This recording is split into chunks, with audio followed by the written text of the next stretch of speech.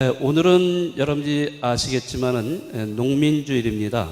그래서 오늘 특별히 제가 이 파워포인트를 사용을 해서 농민주일에 대한 의미, 또 취지, 그리고 또 우리의 현실, 농촌의 현실과 또 우리 가톨릭의 대응 방법, 이런 것들을 간단하게 여러분들에게 소개하려고 합니다. 물론 저는 농촌에 대해서, 농업에 대해서 전문가는 아니에요. 그렇지만은 기본적으로 이 농촌에 대한 그런 가톨릭의 입장, 이런 거를 우리가 한번 생각해 보자는 의미에서 간단하게 좀 소개해 보고자 합니다. 여러분들 그런 말이 있죠. 자기가 무엇을 먹느냐에 따라서 그것대로 그 사람이 되어진다, 이런 말이 있습니다. 들어보셨죠? 네, 내가 무엇을 먹느냐에 따라서 그 먹는 그대로 내가 되는 거예요. 내가 좋은 먹을거리를 먹으면은 몸도 좋아질 거예요. 또 뿐만 아니라 내 성격도 좋아질 거예요. 그런데 오염된 거, 나쁜 거를 우리가 먹을거리를 먹게 되면은 내 몸도 상하게 되고 병들게 되고 또 내 성격도 이상하게 변할 수도 있습니다. 네. 먹을거리가 음식에만 해당되는 건 아닐 겁니다. 먹는다는 의미는 여러 가지가 있겠죠. 어쨌든 무엇을 내가 선택을 해서 먹느냐에 따라서 내가 되어진다는 것을 생각한다면은 그 먹는 거를 우리가 잘 선택을 해야 되겠죠. 그죠? 네. 우리가 좋은, 오염되지 않은 좋은, 유익한 이런 먹을거리, 건강한 먹을거리도 있지만은 그렇지 않은 것도 있어요. 그러면 우리 자신을 위해서라면 우리는 좋은 거를 선택을 해야죠. 제 말이 맞습니까? 틀립니까? 네. 네. 오늘 너무 날씨가 더운가요? 아니면 저를 오래간만에 만나셔서 낯설어서 그러신지 모르겠는데, 네. 좋은 거를 우리는 선택을 할 줄 압니다. 그렇지만은 알아야만 돼요. 무엇을 선택할지 그거는 우리가 알아야만 좋은 것을 선택할 수가 있습니다.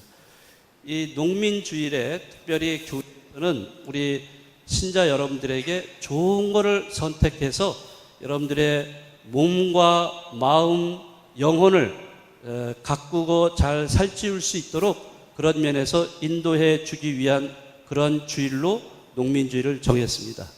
네, 여기 잠깐 보시면 나오겠지만은 올해가 23회 농민주일입니다. 그러니까 1995년에 주교회의에서 이 농민주일을 정해서 매년 세 번째 7월 달에 세 번째 주일을 농민주일로 정했습니다. 이제 농민주일이 언제인지 잘 아시겠죠?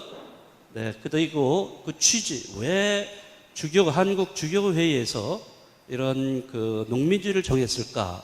우선 농업이라는 거를 우리는 그냥 농사를 짓는 단순한 경제적인 행위다라고만 생각하지 마시고, 농업은 생명과 밀접한 관계를 갖고 있어요. 네, 이 생명에 기반을 두고 생명을 가꾸고 생명을 보존하고 생명을 키우고 이런 생명과 밀접한 관계를 갖고 있기 때문에 그것이 하느님의 지속적인 창조 사업의 일환이라는 겁니다. 하느님은 생명의 하느님이시기 때문에 그렇습니다. 생명을 주관하시는 하느님이신데 그 생명과 관련되어 있는 게 바로 농업이에요. 우리가 가장 근본적으로 먹는 것이 바로 농사를 통해서 우리에게 먹을거리가 이렇게 생산되고 들어옵니다.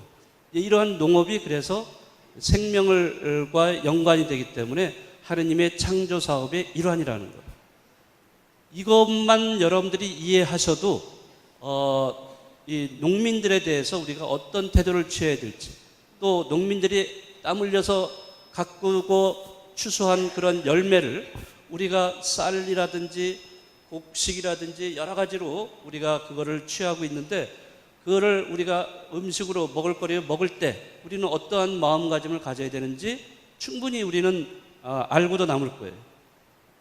근데 많은 사람들이 우리 이런 먹을거리에 대해서 그게 무슨 창조사업, 하느님의 창조사업의 일환, 이런 건 잘 생각하지 않아요. 그러나 농업이라고 하는 것은 하느님이 창조 질서에 관련된 거예요. 밀접하게. 그런 면에서 이 취지가 이렇고요. 또 그런 면에서 농민들의 노력과 수고에 대해서 우리는 기억을 해야 됩니다. 우리가 식사 전후기도 있죠. 식사 전 기도할 때도 우리가 하느님께 감사의 표시지만은 동시에 이러한 먹을거리를 생산한 분들에 대한 노력과 그 수고에 대해서도 감사하는 마음을 갖는 거예요. 네, 그리고 도시와 농촌이 이제 한 마음으로 하느님의 창조 질서에 맞게 살도록 그렇게 이끌어주기 위해서 농민주의를 만들게 된 겁니다. 그러니까 농촌에만 국한되는 게 아니라 농민에게만 국한되는 게 아니라 도시하고도 관련이 되는 거예요. 왜? 도시에서 도시민들이 살기 위해서는 농촌에서 농민들이 생산을 해야 될 거 아니에요. 먹을거리를.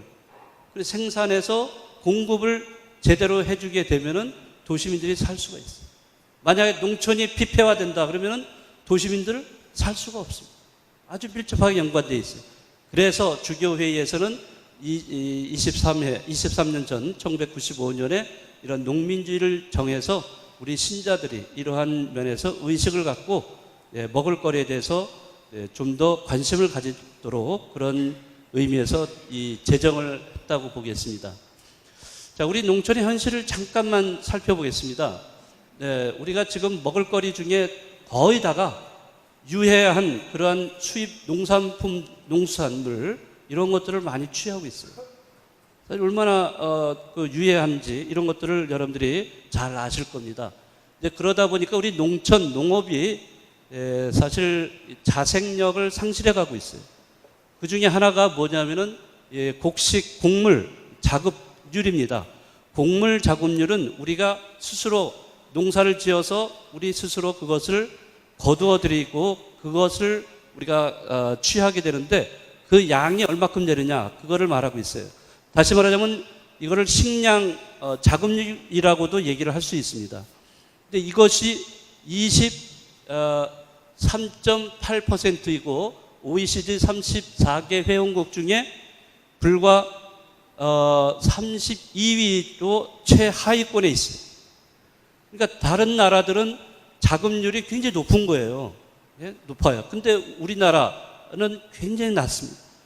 그렇다면은 외국에서 수입하는 양이 70%에서 80% 정도 이렇게 수입을 해와서 우리가 먹고 있다는 거예요. 굉장히 해외의 의존도가 굉장히 높은 거예요. 이거는 굉장히 위험스럽습니다. 왜냐? 식량의 위기가 올 때 이것이 안보의 위기가 될 수 있고 결국에는 식량을 무기화할 때는 거침없이 이거는 식량 전쟁이 벌어지게 됩니다. 이런 식량 전쟁으로 인해서 결국에는 생존의 문제로 이어지게 되는 거예요. 예를 들어서 선진국에서 강대국에서 그 곡물에 대해서 전부 다 그 소유권을 주장하고 그거를 분배하지 않는다.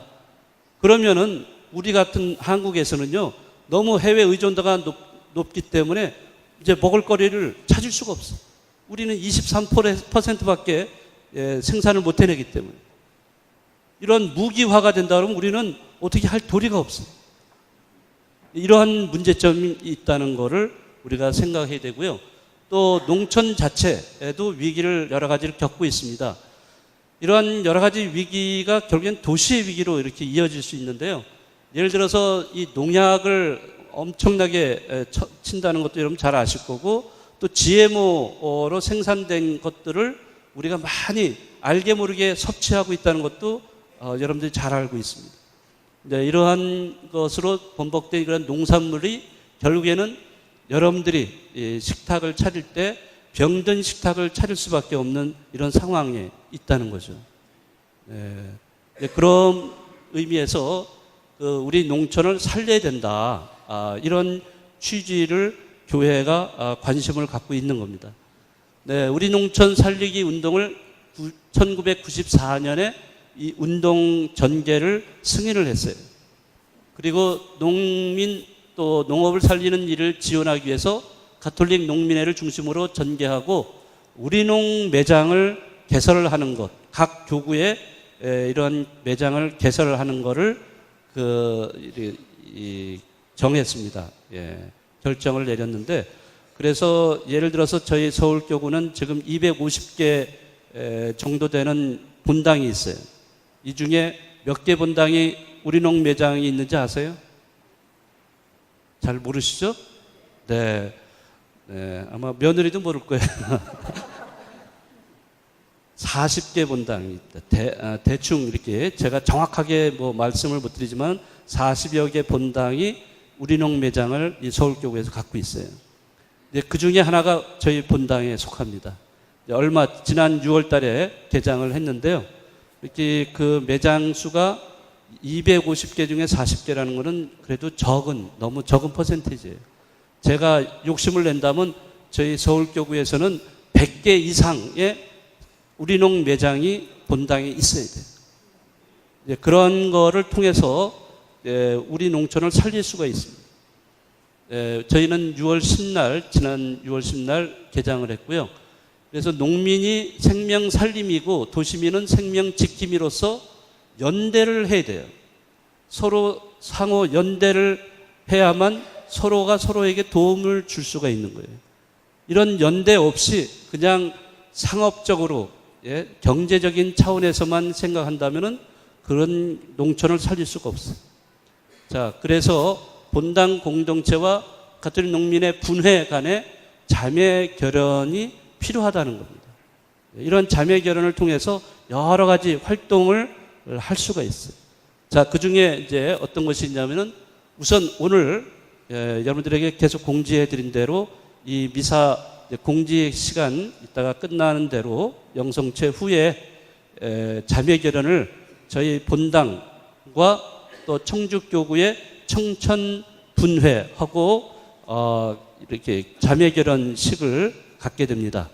이거를 위해서 청주교구의 청천 분회에 계신 그 회원 여러분들이 이 자리에 참여를 하셨습니다. 자리에서 잠깐 일어나 보실까요?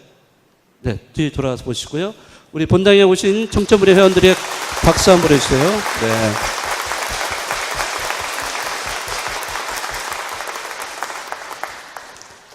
네, 이렇게 조금 있다가 이제 더 같이 함께 이제 그 협약식을 하도록 하겠습니다.